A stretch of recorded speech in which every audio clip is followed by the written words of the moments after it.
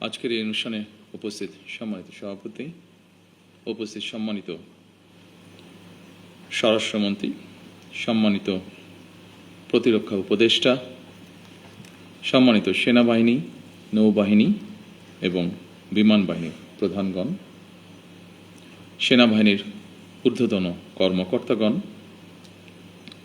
মহাপরিচালক border guard Bangladesh, 2009 সালে পিলখানায় শাহাদাত বরণকারী সদস্যদের পরিবারবর্গ ও নিকটাত্মীয়গণ, পিলখানায় চাকরিরত সেই সকল সেনা অফিসার যারা দুঃসহ স্মৃতি আজও বয়ে বেড়াচ্ছেন, সামরিক ও বেসামরিক কর্মকর্তাবৃন্দ এবং সম্মানিত উপস্থিতিবৃন্দ, আসসালামু আলাইকুম।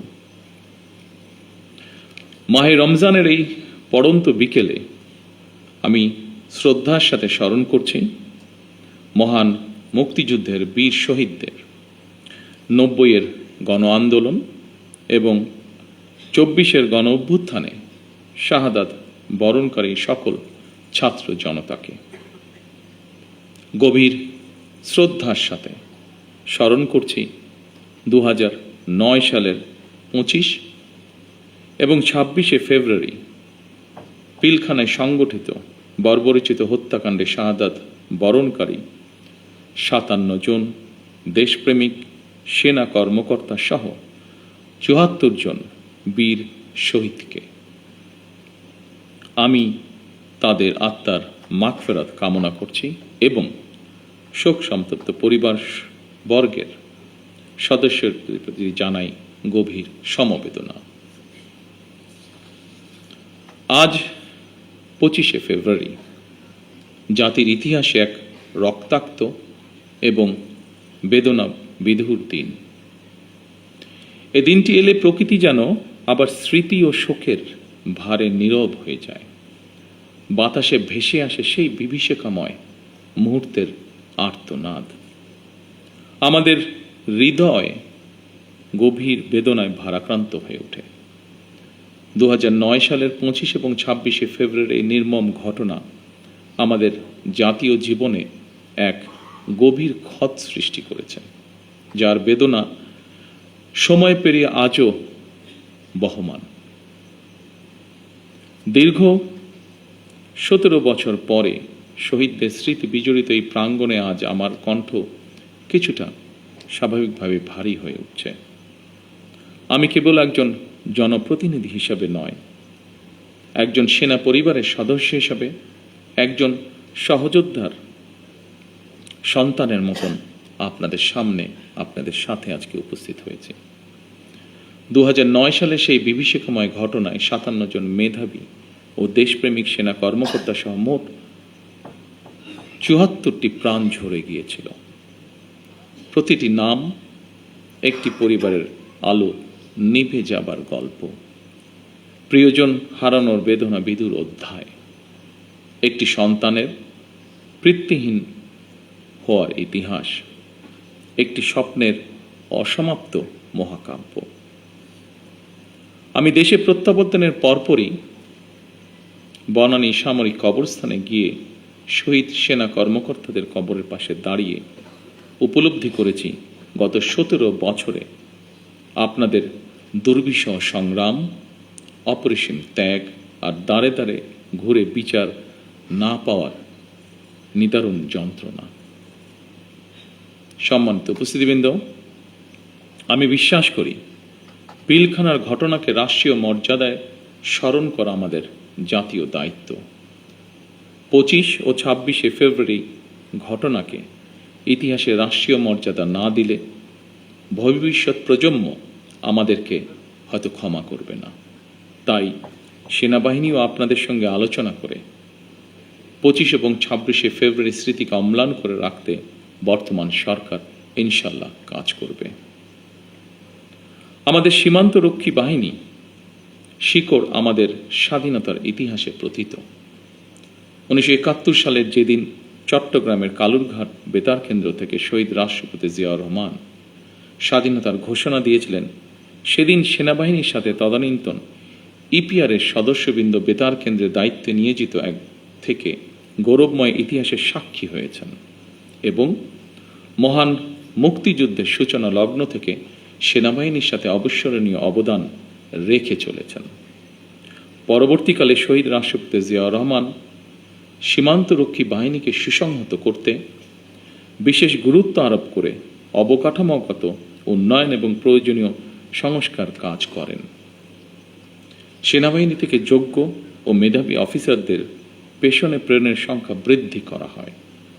1978 সালে এই বাহিনীর ইতিহাসে সবচেয়ে বড় ঘটনা হল সামরিক কায়দায় নতুন করে পুনর্গঠিত করা। পূর্বের উইংসমূহকে পরিবর্তন করে ব্যাটালিয়নে রূপান্তর করা হয়। দুটি নতুন ব্যাটালিয়ন সংযোজন করে বাহিনীর সংগঠনকেও পরিবর্ধিত করা হয়। দীর্ঘ সংগ্রামের পর আজ জনগণের রায় নির্বাচিত সরকার দেশ পরিচালনা করছে। দেশের প্রশ্নে আমরা সীমান্ত বাহিনীকে আরও আধুনিক ও সুসংহত করব ইনশাআল্লাহ। আমাদের সদস্যরা দেশপ্রেম ও পেশাগত উৎসর্গতায় সীমান্তে দায়িত্ব পালন করবে ইনশাআল্লাহ। বাংলাদেশের স্বাধীনতা যুদ্ধে এবং স্বাধীনতা পরবর্তী দেশ গঠনে সেনাবাহিনীর রয়েছে উজ্জ্বল ইতিহাস। সেনাবাহিনী আমাদের সার্বভৌমত্বের প্রতীক। আমি মনে করি পিলখানার এই মর্মান্তিক ঘটনা ছিল আমাদের সার্বভৌমত্বকে নস্যাৎ করার একটি অপপ্রয়াস।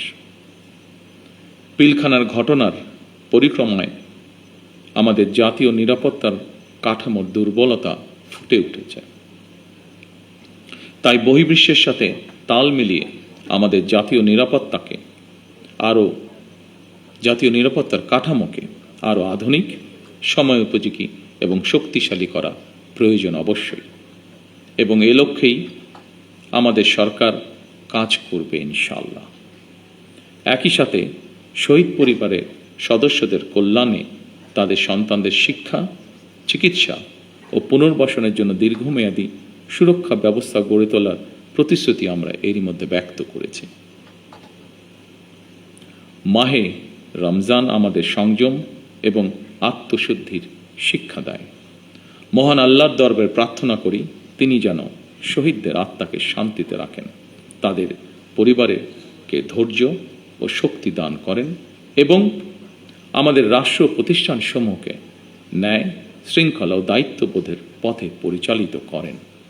পরিশেষে আজকের এই অনুষ্ঠানটি আয়োজন করার জন্য যারা অক্লান্ত পরিশ্রম করেছেন, এই অনুষ্ঠানটিকে সুন্দরভাবে উপস্থাপন করেছেন, তাদের সকলকে আমি আমার পক্ষ থেকে আন্তরিকভাবে ধন্যবাদ জানাই। আল্লাহ আমাদের দেশকে হেফাজত করুন। আল্লাহ হাফেজ। বাংলাদেশ জিন্দাবাদ।